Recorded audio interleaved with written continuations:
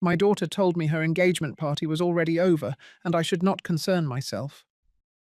The words felt colder than the wind off the harbour. I had quietly set aside $100,000 to help her start her new life.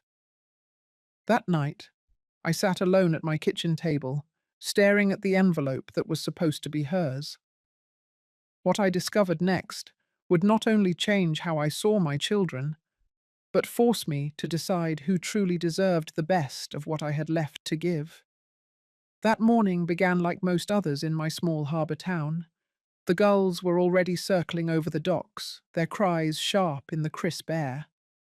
I sat at my kitchen table with a cup of tea, the steam curling in the shaft of sunlight that came through the window. On the counter sat the envelope, plain and unmarked, but heavy with the weight of what it held. $100,000.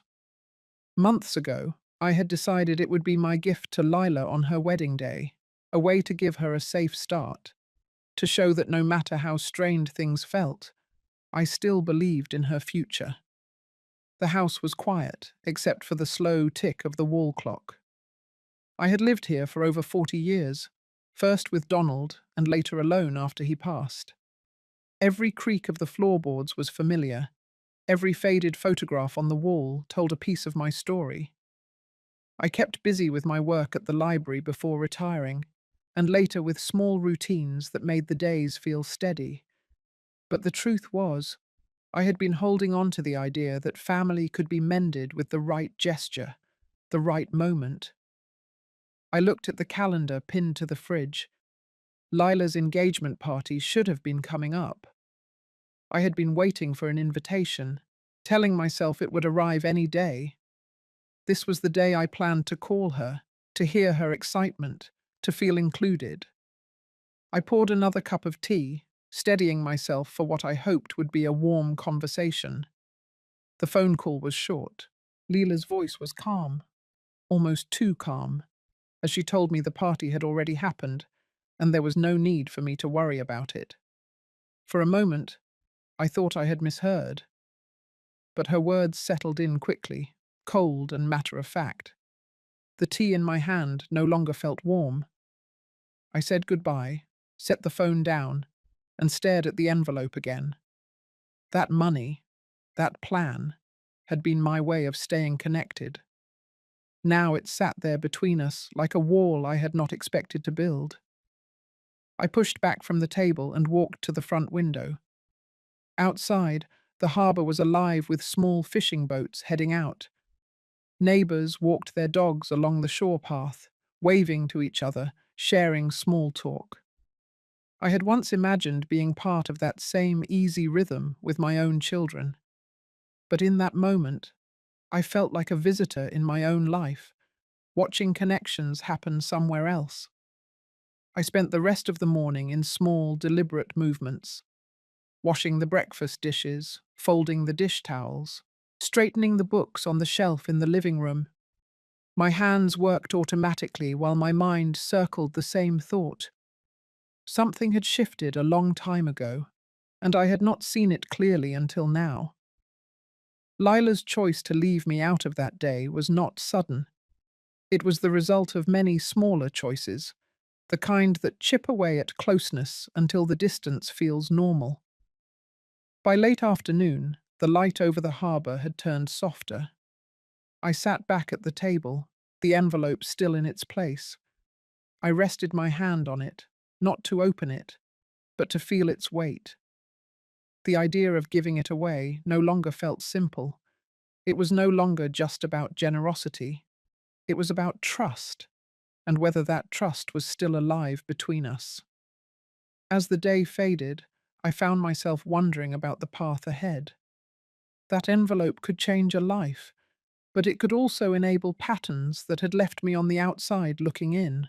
I knew I would have to decide soon, and that the choice would not be as quiet as I had once imagined. Sometimes, the hardest part is realizing that love alone is not enough to keep you at the center of someone's life. And once you see that, you cannot unsee it. I did not sleep well that night. The call with Lila replayed in my mind in fragments, the tone of her voice more than the words themselves. Calm, polite, but with a layer of distance I could not ignore. By morning, I had decided to go about my day as planned, hoping that movement might quiet my thoughts. The harbour was grey with an early fog, and I pulled my sweater tight as I walked to the market for fresh bread and vegetables. Along the way, I ran into a few familiar faces, neighbours, who waved and made small talk about the weather and the fishing season. I smiled and responded, though my attention kept drifting back to the phone call. Back home, I unpacked the groceries and placed them neatly in the kitchen. The house was still and cool, the kind of quiet that had been comfortable once, but lately seemed heavier. I tried to focus on small tasks, folding laundry in the living room while the radio murmured in the background. It was mid-morning when I decided to drive to the community centre. They were hosting a small open house for local programs, and I thought it might be a good distraction.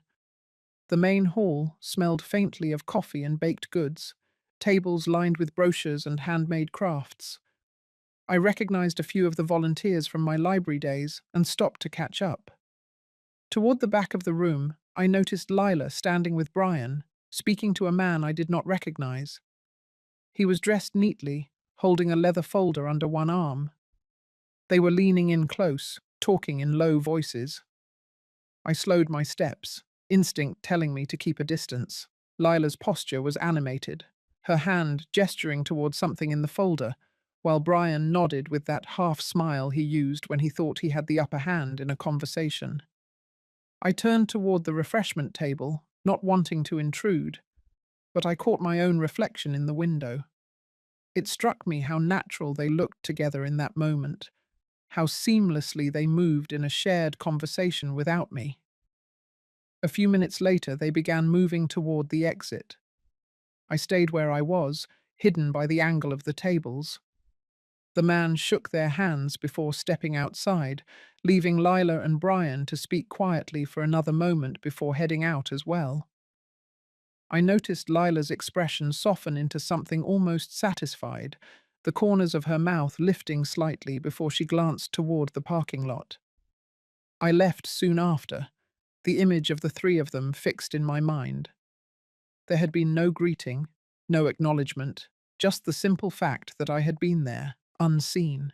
On the drive home, the air in the car felt close, the windows fogging slightly as the heater ran. I replayed the way Lila had spoken to me the day before, the way she had spoken to that man today.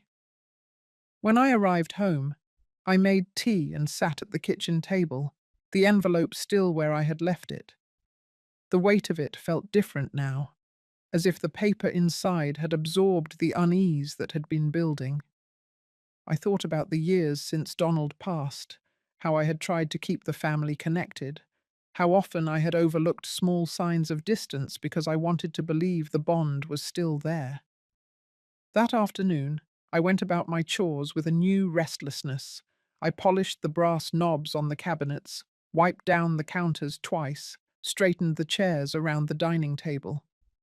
Each task left my hands busier, but my mind sharper. The quiet between us was no longer just absence.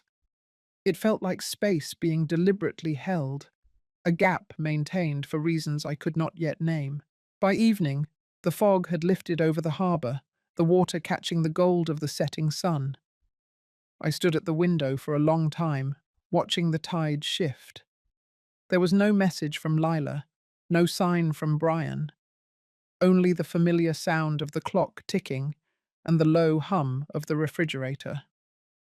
I understood then that the engagement party was only part of the story. Something else was moving beneath the surface, something I had not been invited to see. And though I did not yet know what it was, I could feel it pressing against the edges of my quiet life, waiting to come in. 2 days later, the weather had turned sharp and clear, the kind that made the air smell of salt and pine. I was in the driveway, sweeping away the layer of dry leaves that had gathered overnight, when I heard a car door close at the curb. Brian's voice carried over before I even looked up. He was leaning against his truck, phone pressed to his ear, his tone clipped but eager. I stayed where I was, the broom still in my hands. The sound of his voice had a pull to it, a mixture of business and something I could not quite name. I caught the name Cole, followed by phrases that made my grip on the broom tighten. He mentioned square footage, harbour views, and something about a quick turnaround. Then he said it plainly enough for the words to settle like a weight in my chest. The house on the water. It was the way he said it, as if the decision had already been made. My house, the place where I had lived most of my life, where every corner held pieces of a story Donald and I had built together. I stepped quietly toward the side of the driveway, close enough to catch more without being seen. Brian's voice lowered as he mentioned Lila, saying she was on board and that timing would be everything. He laughed once, short and dry, then said he would call back after he met with her later that afternoon. When the truck pulled away, I stood in the driveway a moment longer, the broom resting against my leg. The sound of the gulls overhead felt sharper, the air colder. My first instinct was to believe I had misunderstood, but the precision in his tone, the ease with which he spoke about it, told me otherwise. I went inside and sat at the kitchen table, hands flat against the wood. The envelope was still there, exactly where it had been for weeks, but I no longer saw it the same way. That money had been meant for Lila's future, for something that would lift her into stability and happiness. Now I could not ignore the thought that perhaps she and Brian had already decided how my future would be shaped, without asking. The rest of the morning moved slowly. I tried to focus on the small rituals that usually grounded me. I set bread to rise, watered the plants in the sunroom, organized the stack of mail on the counter. But every so often, Brian's words would slip back into my mind, the sound of his voice when he said harbour views. By noon, I found myself driving toward the library, the one I had worked in for decades before retiring. The familiar scent of old books and polished wood was a comfort, and I greeted the staff still there. But even among the quiet aisles, my thoughts were elsewhere. I kept replaying that moment in the driveway, looking for a way it might mean something different than it seemed. I could not find one. Later, I walked the long route home along the harbour path. Fishing boats rocked gently at their moorings, and the tide was starting to move out. The water caught the sunlight in a way that made it hard to look at for too long. I thought about how many evenings Donald and I had stood on that same stretch of dock, planning out repairs to the house, talking about the years ahead.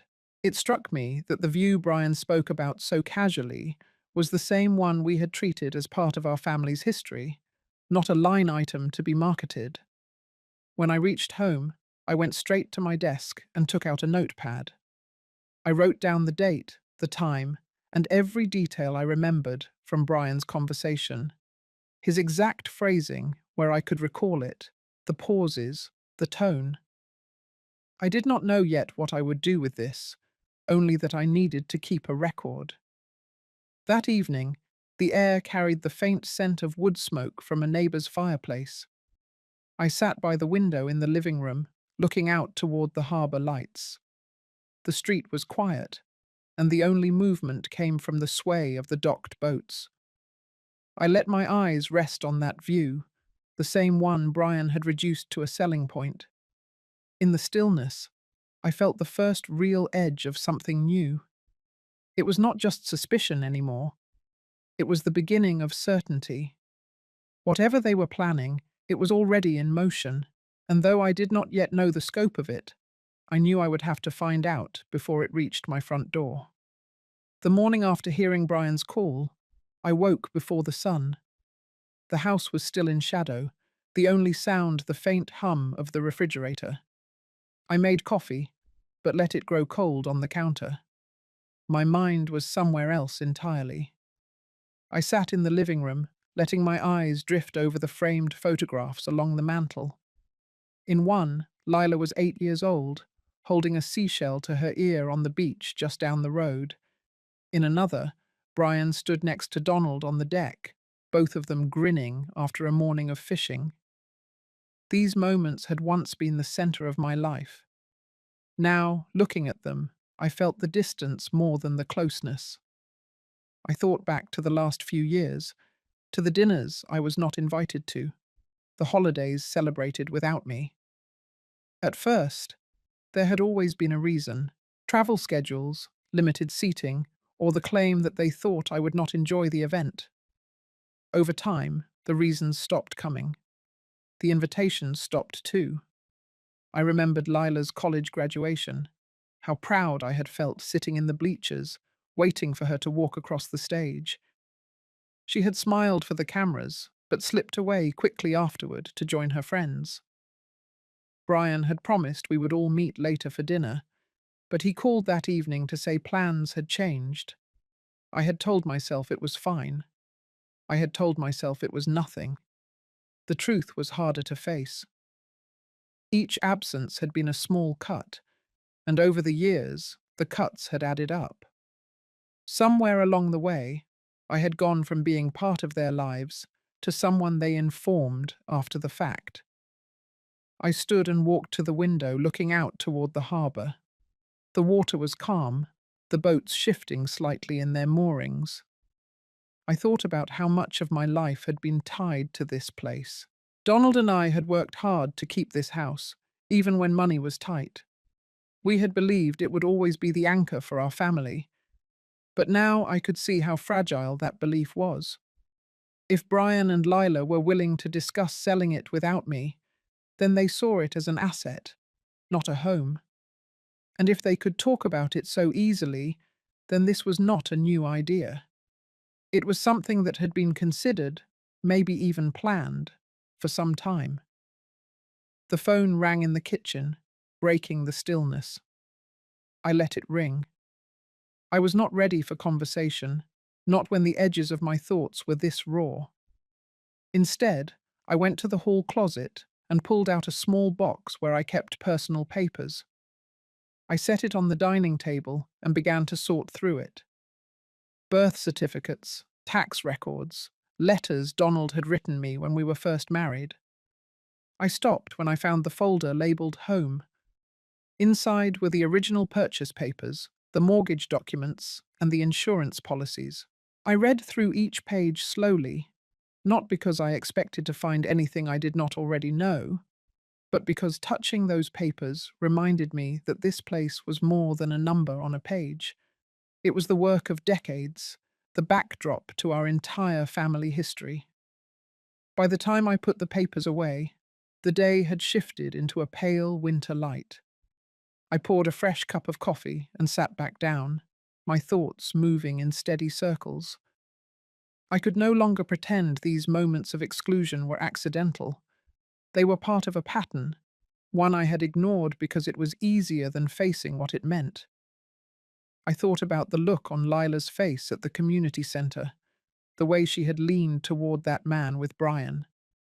There had been no hesitation, no sign of discomfort. Whatever they were discussing, it was not new to them. It was only new to me. I stayed at the table until the harbour fog began to lift, revealing the outlines of the fishing boats heading out to sea. My coffee had gone cold again, but I barely noticed. I was still holding on to one thought, quiet, but steady. If this was the way they saw me now, then I had to start seeing the situation just as clearly. Pretending it was something else would not change what was already happening. In the stillness of that room, surrounded by the pieces of my life, I felt the shift. The first part of accepting the truth is stopping the effort to rewrite it. I could feel that effort leaving me. In its place was the beginning of something else, not yet fully formed, but certain enough to hold my attention. It was the understanding that I needed to see the whole of this, no matter how uncomfortable it became. That evening I sat in the kitchen with the overhead light casting a warm circle on the table. The folder of home papers was back in the closet, but the knowledge of what they meant stayed with me. I reached for the envelope that had been sitting in the same spot for weeks. It felt heavier now, as if the weight of the decision inside it had doubled. I had intended it for Leela, but my certainty in that choice had been shaken. I slid the envelope into my desk drawer, not to hide it, but to move it out of sight. The act was quiet, deliberate.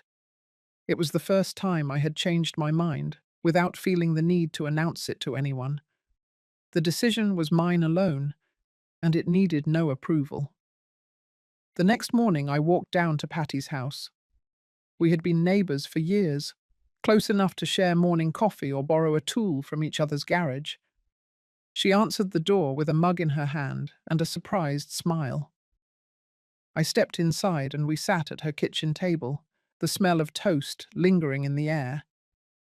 I told her about seeing Lila and Brian with the man at the community centre, about hearing Brian's conversation in my driveway. Patty listened without interrupting, her face steady, the way someone looks when they have already learned the lesson you are struggling with.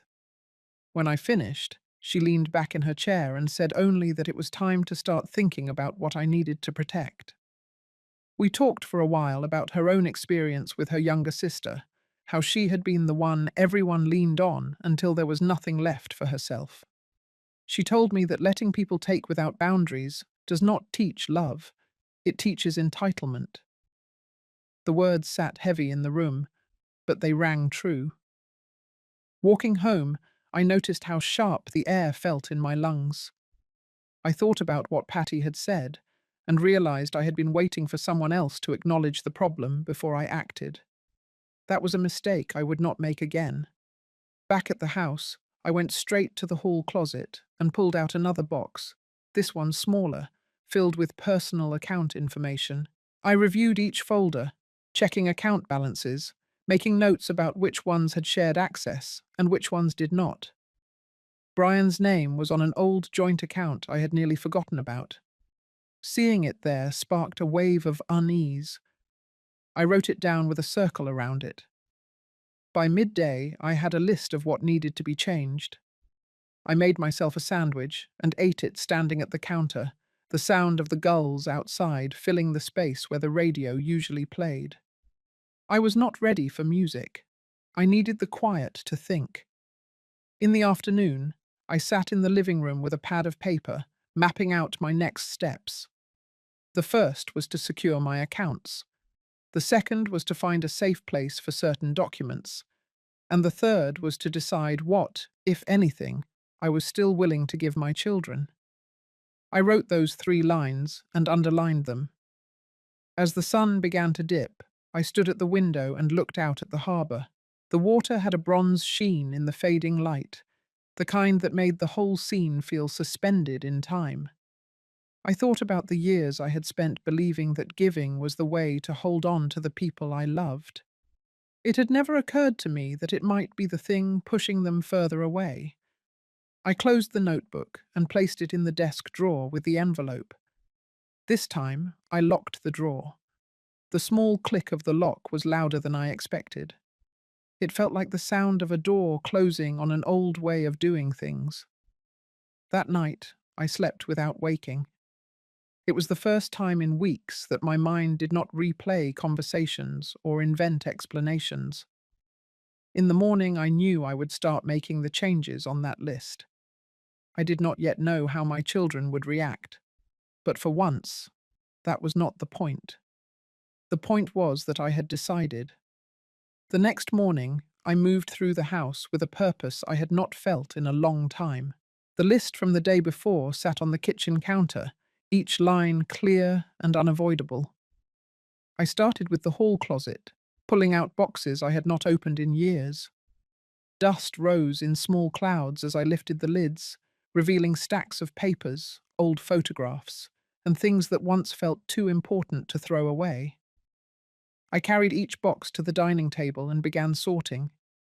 There were cards from birthdays long past, receipts from home repairs Donald and I had done together, and folders filled with documents that had not seen daylight in decades.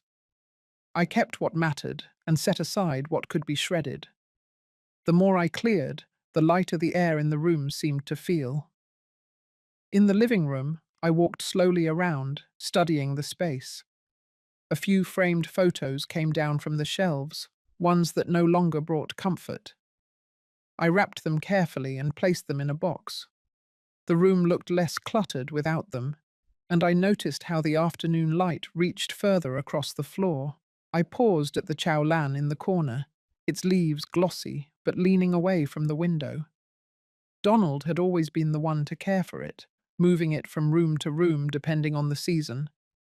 I lifted the pot and carried it to the sunniest window in the house. It sat there as if it had been waiting for that spot, the light catching on each leaf. The simple act of moving it felt like a quiet declaration. This space was mine, and I could decide what stayed, what was moved, and what was removed entirely. I began to see the house not just as the backdrop to my life, but as a place I could shape to reflect who I was now. In the afternoon, I took a walk through town. The streets were familiar, each storefront and corner holding memories, but I noticed how different it felt when I walked with my head up, not looking for anyone in particular. At the grocery, I bought only what I wanted for the week. No extra items for unexpected visits, no stocking the pantry for anyone else's preferences. Back home, I set the groceries away and made tea. I took it to the porch and sat in the cool air, listening to the sound of the harbour. The tide was coming in, slow and steady, and the water moved with a calm certainty that made me think about my own pace. I did not need to rush decisions. I only needed to keep moving forward. Later, I went upstairs to the small room I had once used as a reading space. Over the years, it had turned into a storage area, piled with boxes and unused furniture. I pulled open the curtains, letting in the last light of the day, and started clearing the floor. I imagined a chair in the corner, a lamp beside it, and shelves lined with the books I loved most. The picture in my mind was so clear that I found myself measuring the space before I even realized I was doing it. By evening, I had filled 3 large bags for donation and another for the trash. The rooms felt different, not just because they were less crowded, but because I could see them again. Each choice about what to keep and what to let go of was a reminder that I could do the same with the people and situations in my life. As I sat at the kitchen table that night, I looked at the envelope in the locked drawer. For the first time, it no longer felt tied to guilt or obligation. It was simply a resource, and I could choose how to use it in a way that aligned with the life I wanted now. The house was quiet, except for the faint sound of the waves carrying up from the harbour. I could feel the difference in the air. It was not just the absence of clutter. It was the absence of that old heaviness I had carried without realizing it. Before bed, I walked through the rooms once more. The spaces felt more open, more mine. In the corner of the living room, the Chowlan caught the moonlight, its leaves shining softly. It seemed to stand taller already, and I understood the feeling. A few days later, I was in the kitchen wiping down the counters when my phone buzzed with a new message. It was from a neighbour who lived 2 streets over. She had sent a short note saying she thought she saw photos of my house online, staged for a property listing. My chest tightened as I read her words again. I clicked on the link she included, and there it was. The living room stripped of my bookshelves, the dining room table set as if for a magazine spread. The colours were cool and neutral, nothing like the warm tones I had lived with for decades. Even the photographs on the walls had been replaced with generic artwork. The house looked familiar and foreign at the same time, as though someone had taken the bones of it and dressed it in another life. I studied each picture slowly, noticing details that told me this was recent. The Chow Lan I had moved to the window was still there, its leaves catching the light in one shot, though the rest of the room bore no trace of me. My first reaction was disbelief, but it shifted quickly into something sharper. Someone had been inside my home, moving things, altering it, and then showing it to the world. The image that stayed with me most was the front porch. The rug had been replaced, the potted plants gone. It was the view I saw every morning when I stepped outside, but now it looked like it belonged to a stranger. I closed the link and sat still for a long time, my hands resting on the table. It did not take much to piece together how this had happened. The man I had seen with Lila and Brian at the community centre, the phone call I had overheard in the driveway, the way they had been so absorbed in their conversation that day. This was the next step in whatever plan they were making. I went to the hallway closet and pulled out the notepad where I had been keeping track of important details. I added the date, the link, and a description of the photos. I wrote down every change I could see in them, every small sign that someone had been inside my home without my knowledge. The act of recording it calmed me, giving shape to what I already knew in my gut. The rest of the day, I moved through the house differently. I looked at each room as if through someone else's eyes, noting what they might want to change, what they might call outdated. I saw the marks of my life everywhere, and I realized how easily they could be erased. By evening, I had made a decision. I would no longer wait for this to unfold around me. I would find out exactly what they were planning and make my own moves before theirs could take effect. I took a walk along the harbour to clear my head. The air was cool and smelled faintly of the tide. The water shifted under the fading light, boats rocking gently in their slips. It was a view I had always loved, but tonight it felt different. I could not shake the thought that someone else saw it not as a home, but as a selling point. When I returned home, I walked through each room again, this time more slowly. I noticed the faint indent in the rug where a piece of furniture had been moved. A chair in the corner sat at an angle I never left it in. These were small things, but they were proof. Someone had been here when I was not. I sat at my desk and opened the drawer where the envelope and my notebook were kept.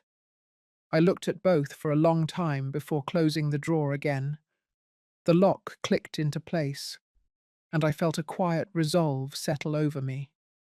This was my home, my life, and I was done watching from the sidelines while someone else decided its future. That night, as I lay in bed, the images from the listing floated through my mind. The empty walls, the staged table, the altered porch. They were trying to take the soul out of the house to make it easier to let go. But I knew better. I had lived within these walls too long to let them be turned into nothing more than a backdrop for someone else's plans. I fell asleep knowing that the next step would be mine to take, and it would be deliberate. I would see to it that whatever came next, I would not be the one left out of the decision. The next morning, I woke with a clarity I had not felt in weeks. The decision had been forming quietly in the background, and now it stood fully in front of me. I was not going to wait for their next move. I would set my own in motion. I began by calling Patty. I kept my voice steady as I told her I was planning a small event at the old library where I had worked for so many years. It would be a community gathering, nothing elaborate, but meaningful. I wanted to invite local families, a few longtime friends, and yes, even Lila and Brian. She understood immediately without me explaining the full reason. That afternoon, I walked down to the library to speak with the current director. The space still smelled faintly of paper and polished wood, the same as it had when I was there every day. I explained that I wanted to organize a reading day for children, paired with the announcement of a small project I was starting. The director smiled, saying the calendar was open in 2 weeks, and that she would help spread the word. Over the next several days, I worked quietly, making lists and planning the details. I ordered new books for the children's section, a few beanbag chairs, and small activity tables. I arranged for a local bakery to provide cookies and for Patty to help with tea and lemonade. The invitations were written by hand. I wanted them to feel personal. I included neighbours, former colleagues, parents I had met through the library over the years, and a few members of the town council. Lila and Brian each received one, sent in the same unassuming envelope as everyone else. I imagined their curiosity when they opened it. As the day approached, I made a trip into town to pick up supplies. The hardware store owner recognized me and asked about the event after seeing the list in my hand. I kept my answer light, saying only that it was a small library program. Inwardly, I felt the steady hum of anticipation. 2 days before the gathering, I walked through my house in the evening light. The staged images from the listing still lingered in my mind, but the rooms were mine again, the furniture back in place, the photographs returned to the walls. The Chow Lan in the window looked healthier than it had in months. I watered it slowly, letting the excess run into the saucer. The night before, I packed a box with the items I would bring to the library. Among them was a folder containing the documents I had prepared for the announcement. It was not about selling or defending property, it was about claiming my role in my own story. On the morning of the event, the harbour air was crisp, and the sky stretched clear over the water. I dressed simply, choosing a navy sweater and slacks, then loaded the box into the car. Patty was already at the library when I arrived, arranging the tables and setting out the refreshments. The new books were stacked neatly on a side table, their bright covers catching the light. As guests began to arrive, the room filled with the sound of conversation and the rustle of turning pages as children explored the reading corner. I moved from group to group, greeting each person, making sure they felt welcome. When I saw Lila and Brian come through the door, I acknowledged them with the same calm smile I gave everyone else. The children's reading session began, their voices stumbling at first and then growing more confident as they shared short passages from the books. The adults listened, some leaning against the bookshelves, others standing near the tables. When the last reader finished, I stepped forward.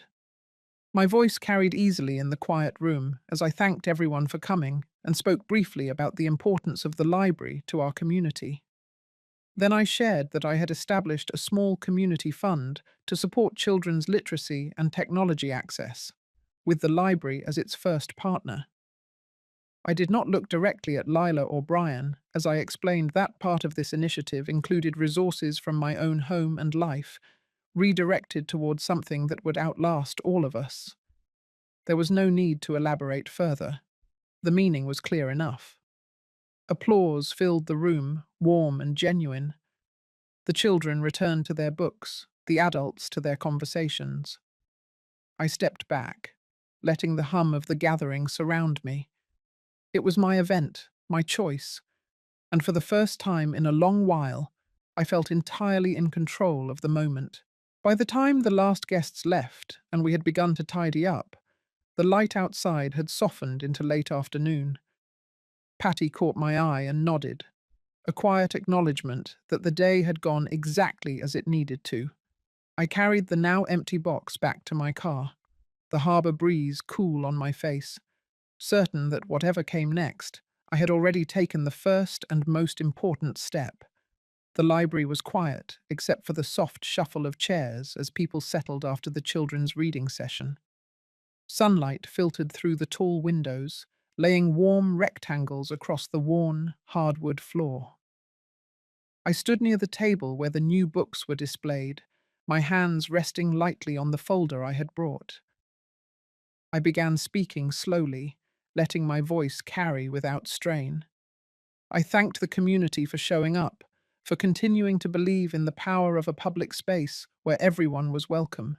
I spoke about the importance of giving children both the tools and the encouragement to learn, about how small acts can leave lasting marks on a town like ours. Then I opened the folder and laid out the announcement. I told them that I had established a community fund for literacy and technology, one that would begin its work here at the library. I explained that this fund was not a donation made in passing, but a dedicated resource, built from things I had set aside for years and from choices I had made recently about my own life. The words were simple, but they carried more weight than I expected. I saw faces light up, a few people nodding slowly as if they understood more than what I was saying outright. I glanced briefly across the room. Lila stood near the back, her arms folded, her expression carefully neutral. Brian was beside her, his eyes fixed on the floor. I went on, outlining the first steps the fund would take: purchasing new learning materials, upgrading the library's computers, and creating a small grant program for after-school reading initiatives. I kept my tone steady, not once raising it, letting the calm certainty in my voice be the anchor for the moment. When I finished, the room was still for a beat before the applause began. It was not loud or rushed. It rolled through the space like a slow tide, warm and deliberate. The children returned to the reading corner, flipping through books with the excitement only new pages can bring. Conversations resumed in low tones, and I stepped back, letting the event breathe without pushing myself to the center again. People came forward to thank me, some shaking my hand, others simply offering a few quiet words. Patty stayed nearby, helping to guide guests toward the refreshments and making sure the atmosphere stayed light. I noticed a few members of the town council speaking to the library director with animated gestures, already discussing what might come next. Lila and Brian did not approach immediately. They lingered near the door, speaking quietly to each other. I did not strain to hear their words. There was no need. This was not a conversation I had planned to have today. The point of this gathering was not confrontation, but clarity, and I had already achieved it. As the crowd began to thin, I stepped outside for a moment. The air was crisp, the sky washed clean by the light wind that had been moving in from the harbour all day. I could hear the faint clink of the flagpole rope against its metal base and the distant call of gulls. Inside, I could still see the children bent over their books, the librarians shelving new arrivals, the quiet order of a place fulfilling its purpose. When I walked back in, Lila was standing alone by the side table. She looked up as I passed, but said nothing. Her expression held a mix of calculation and something else I could not yet read. Brian had already stepped outside, his shoulders tight as he moved toward the parking lot. I gathered my things slowly, giving the last of the guests time to finish their conversations. The library director thanked me again, her voice warm with genuine appreciation. She promised to update me on the first purchases made from the fund and invited me to stop by whenever I liked. By the time Patty and I carried the last boxes to my car, the sun was low enough to cast long shadows across the street. I closed the trunk gently, feeling the weight of the day settle into something solid. I had made my choice in full view of the people who mattered, and I had done it without raising my voice or asking for permission. Driving home along the road that followed the harbour, I caught sight of the water turning to gold in the fading light. The tide was high, the boats pulling gently against their lines. It was the same view I had seen 1,000 times, yet it felt different now. I had placed something permanent between myself and the quiet erosion that had been happening for years. When I pulled into my driveway, the house stood just as it had that morning. The porch light clicked on as I approached, and the air smelled faintly of the cedar shingles warming from the day's sun. Inside, the rooms were just as I had left them. The chow lan in the window caught the last streaks of sunlight, its leaves still reaching toward the glass. I set my keys on the table and stood there for a moment, letting the quiet wrap around me. The day had ended the way I wanted it to, with the understanding that the story was now moving on my terms. Whatever came next, the ground beneath me felt steady. 2 days after the library event, the town seemed to hum with a quieter, more attentive energy. Wherever I went, people greeted me with a certain warmth, like they had seen something they were still thinking about. At the grocery store, an older man who had never spoken more than a polite hello stopped me near the produce aisle to thank me for what I had done. At the post office, a young mother with two children in tow said she had signed up for the new reading program already. None of these exchanges were long, but each one carried its own weight. At home, I noticed changes in my own rhythm. The envelope that once sat on my kitchen table was gone, no longer a silent reminder of an unspoken promise. In its place was a neat stack of papers from the library board, outlining the first steps for the fund. I kept them in plain sight, not as a trophy, but as a clear record of where my choice had gone. Lila had not called. Brian had not either. That silence no longer felt like an open wound. It was something else now, something that confirmed the distance I had already learned to live with. Yet, beneath that acceptance, there was an undeniable awareness that their absence was a choice they were making every day. On Friday afternoon, Patty stopped by with a bag of fresh bread from the bakery. We sat in the kitchen, the late winter light slanting through the blinds. She told me she had overheard Lila speaking to someone outside the hardware store. It was not the details of the conversation that struck me, but the tone Patty described, clipped, defensive, as if Lila had been cornered by a truth she did not want to face. That night, I found myself thinking about the years behind us. The little ways affection had been replaced by calculation. The times I had brushed off coldness because I thought it was temporary. I realized that what happened with the engagement dinner was not a break. It was a confirmation of how far apart we had drifted. The fund had not just redirected money, it had redirected the balance of control between us. The following morning I went down to the harbour. The fishing boats were coming in, their decks wet and gleaming under the pale sun. I walked slowly along the pier, letting the smell of salt and diesel settle around me. I had been coming here since I was a teenager, first with my father, later with Donald, and in the last decade, on my own. Each visit had its own reason. Today it was simply to remind myself of what was steady and unchanging. I sat on a bench near the end of the dock, watching the water shift in soft, uneven ripples. From here, the town looked small, almost fragile. Yet I knew it had a way of holding on to stories, of remembering who had done what and why. People might not speak of things openly, but word travelled in its own quiet way. When I returned home, there was a letter in the mailbox.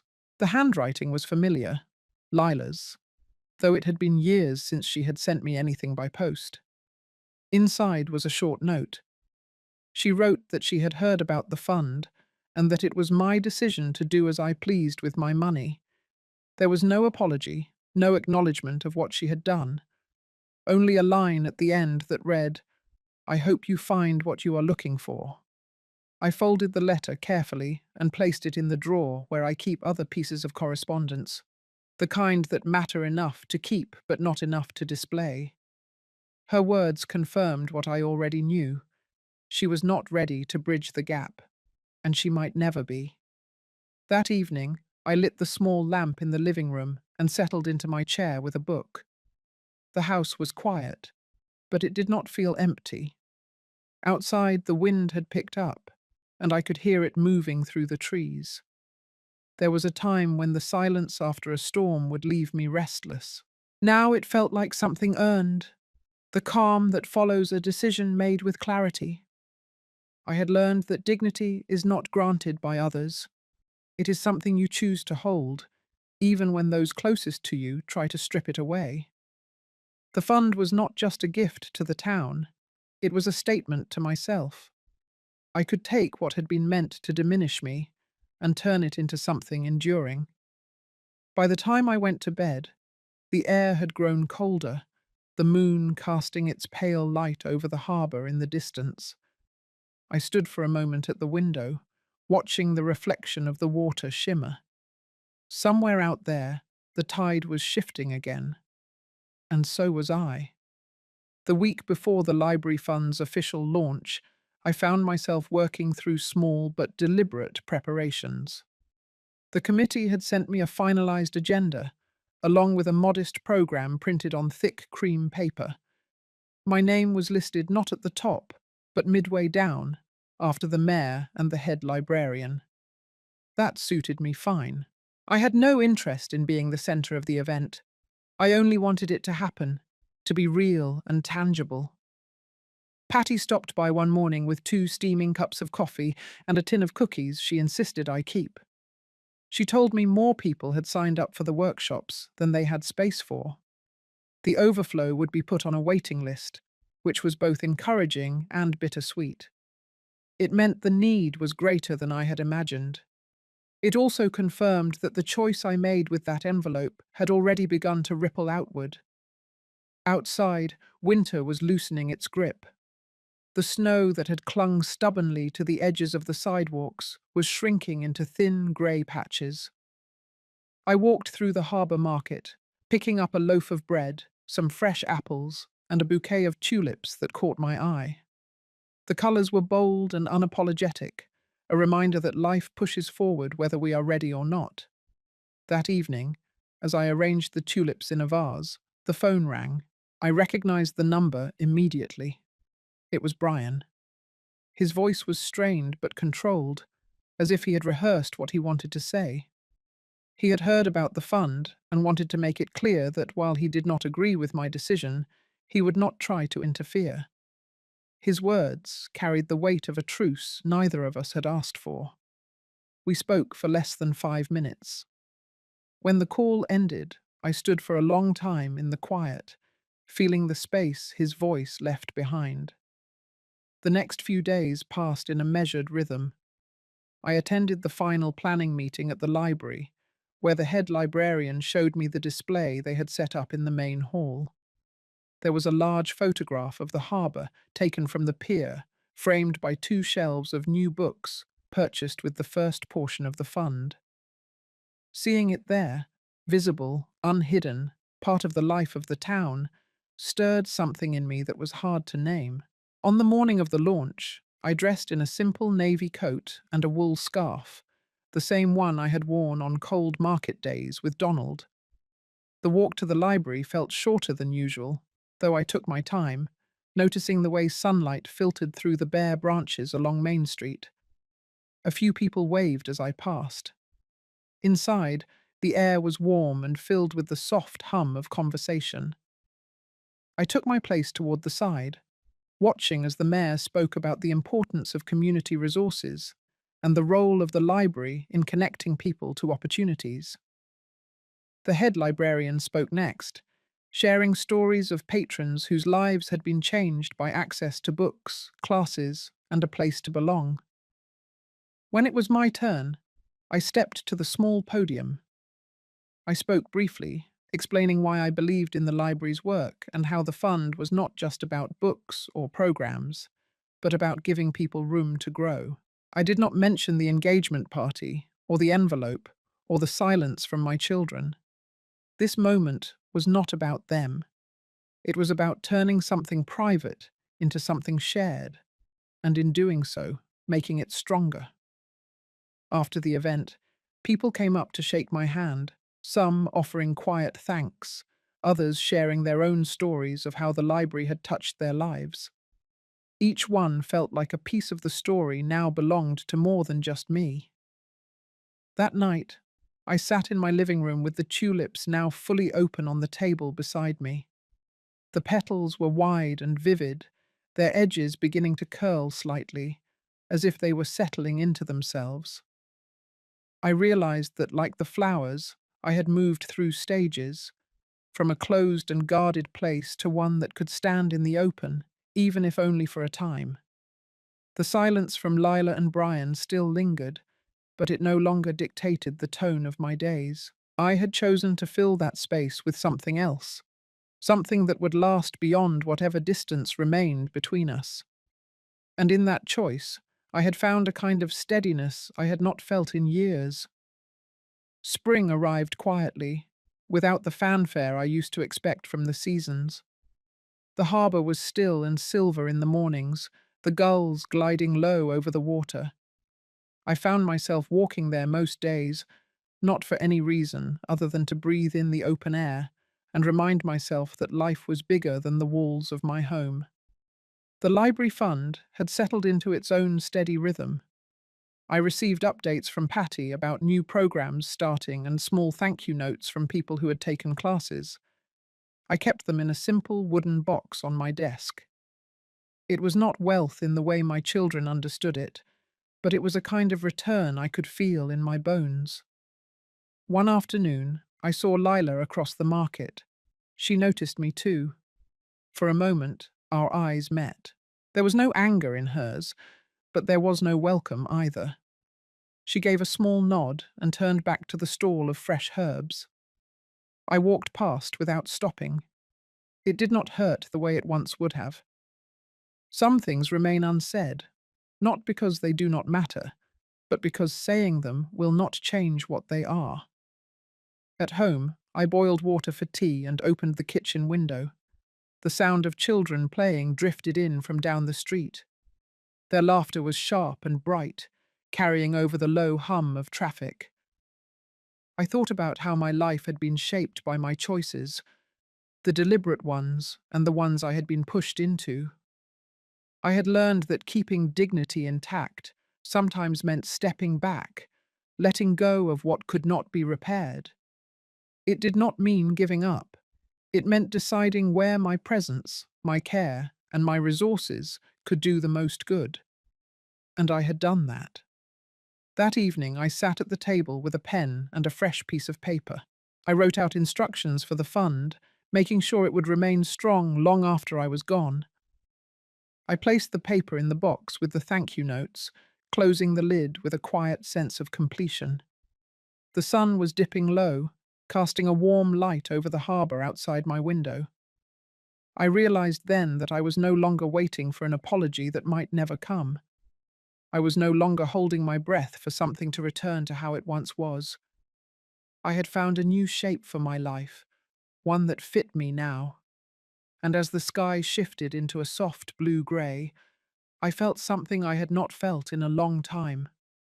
Not triumph, not victory, but peace, the kind that settles quietly and stays. This story is not only about loss or family conflict.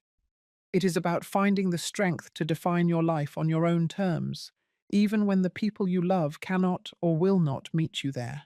Have you ever had to choose peace over keeping a relationship at any cost, knowing it was the only way to protect your dignity and your heart? If this story reminded you of your own journey, or gave you strength to take a step forward, share it with someone who needs to hear it. Sometimes, hope begins in the quietest of places.